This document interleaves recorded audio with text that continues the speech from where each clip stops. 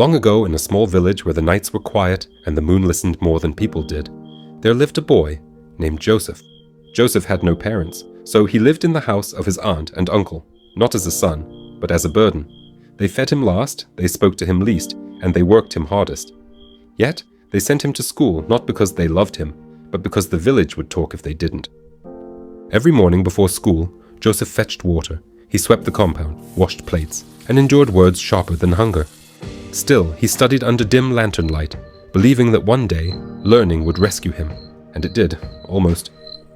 After writing his West African certificate examination, Joseph got admission into Abia State University to study marketing.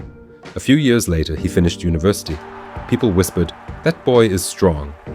After graduation, he went for NYSC, far from the village that had watched him suffer. For the first time, he tasted freedom. For the first time, life smiled, just a little. When service ended, good news followed. Joseph got a job. The pay was good. It also came with an accommodation. His future finally had a shape. Excited, he packed his bag, got into a bus, and was heading to the village to tell his old friends about the good news. Upon Joseph's arrival to the village, he met his old friends at the park, the ones who used to laugh with him under the old mango tree. He told them about his new job. They congratulated him.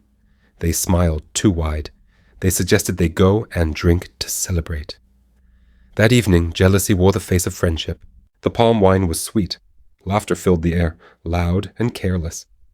In the middle of the joy, Joseph stood up. He smiled and asked for a minute, saying he needed to urinate. He left his drink on the table and walked away. While he was gone, one of his friends reached for the cup. He poured a white substance into the drink. The other watched. Moments later, Joseph returned.